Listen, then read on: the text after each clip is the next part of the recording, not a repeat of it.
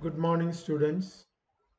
Today we will look at income from house property.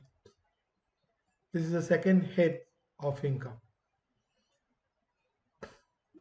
First, we saw salary, income from salary, and we saw different provisions. Today we will look at income from house property.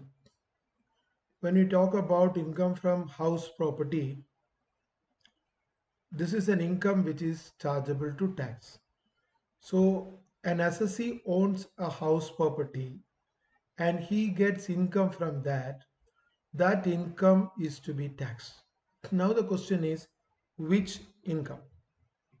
Income from house property, section 22 to 27. The first section is the charging section. Charging section tells us which are the incomes that are taxable, or this section gives right for charging an income. So when we look at section 22, the first section of income from house property, we read it like this: annual value of any property consisting of any buildings or lands appurtenant thereto, of which the assessee is the owner, is chargeable to tax under the head income from house property.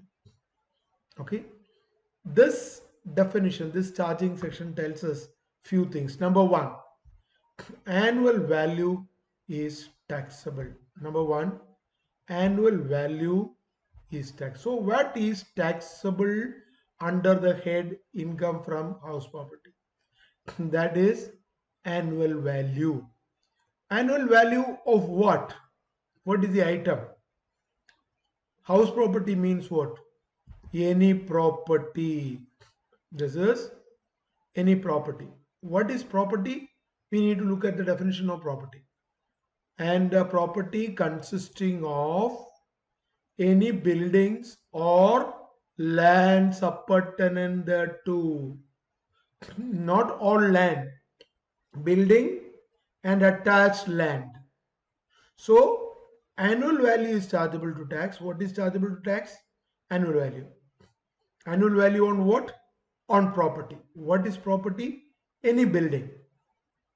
And land attached to the building. What do you mean by land appurtenant thereto? That means land attached to the building. Land attached means, suppose there is a road to come to the building. For example, in our college, when we come to the main gate, there's a road that leads us to the building. Okay, so that area is land appurtenant thereto. The flowered, the what do you call it, the garden, front garden, that is part of the building. So this is having a value called annual value. Okay, but there is a condition. The assessee must be the owner of this. Assessee must be the owner. So few things: annual value, property, and ownership. These three things are necessary for taxing an item under the head income from house property. Clear? Got the point? Okay. So in short, I hope you understood. Annual value is taxable, right? And annual value of any property. Property means building, any building. Property consisting of any building. So building, on building there is a value called annual value. On that annual value you need to pay tax. Okay. And another condition, the assessee must be the owner of that property. If these three conditions are there, annual value, building and lands attached to it, and ownership, then that income is taxed under the head income from house property. There are three conditions. That is what we saw. One, there should be a building. Second, he must be the owner. But there is one exception, that is the third one. That property should not be used by the owner for his own business. Suppose you are having a property and you are having a small uh, what do you call shop, and that shop is you are running grocery shop that is running in your building, in your own building. Then that property is exempted and there is no annual value need to be calculated. Okay, got it? Income, that item won't be taxed under the head income from household. What is that? A building which is owned by the assessee, he is using it for his own business. Clear? Okay. Owner, he must be the owner, he must be owner of the property. But owner includes legal owner as well as deemed owner. Deemed owner means who is not actually an owner, but Income Tax Act consider him as an owner. That is called a deemed owner. Section 27 tells us about who are the deemed owners. Number one, transfer to a spouse without an agreement to live apart. Suppose husband and wife, and husband transfer the property in the name of wife without an agreement between them to live apart. Clear? They are staying together, but husband has transferred the property in the name of wife. Okay, so in that case, husband is considered as deemed owner. When he transfers it to his wife's name, the legal owner becomes his wife. His wife becomes legal owner because husband has transferred it to wife. But for tax purpose, income tax consider husband as the deemed owner of the property. Clear?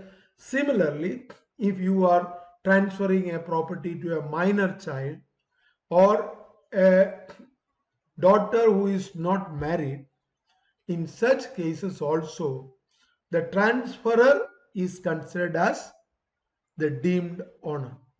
Clear? Second deemed owner is holder of an impartial estate.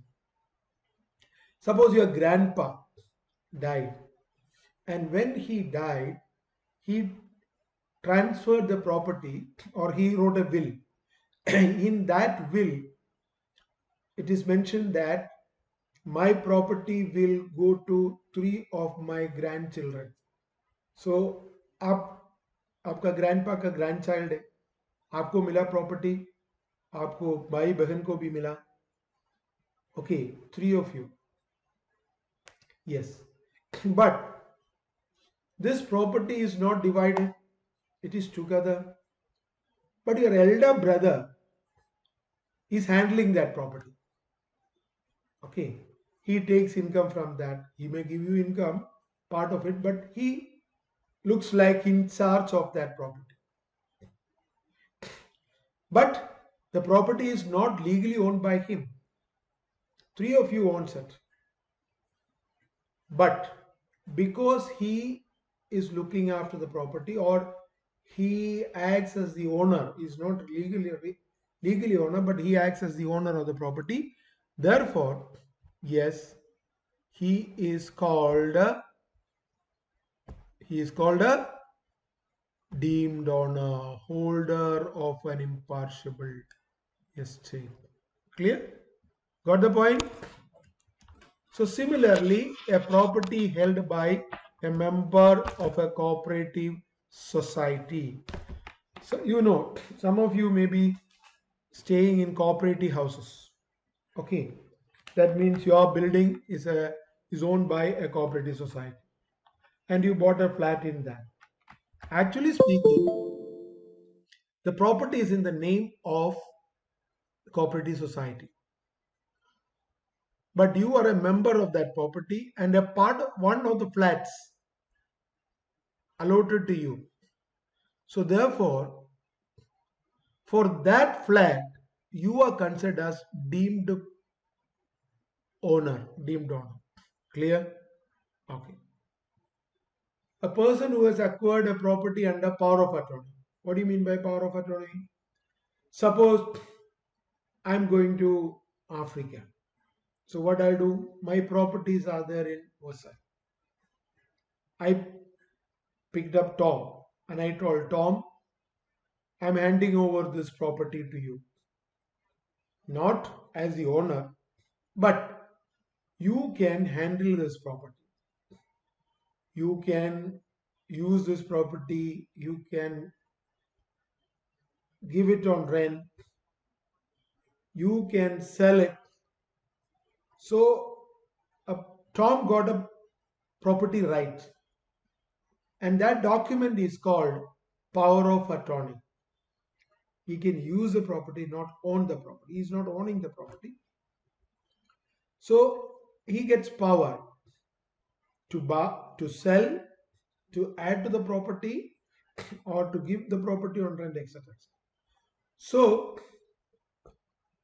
so if you are having a power of attorney, then you are considered as deemed owner of that property, and you are liable to pay tax on house property. Person acquired a right on a property under lease. Suppose you are giving your property for 30 years lease. You are giving your property for 30 years lease. So, in that case, that means you are the legal owner of the property, but you have given the right to a trust or to a person for running a hospital or school or some program. Okay, then you are considered as the deemed owner of the property, not the legal owner, because you got this right. Lessee is considered as the deemed owner of the property. Clear? Exempted property. So, okay, these are the deemed owners. Clear? Under section 27. Now, there are some house property on which there is no income tax. Farmhouse.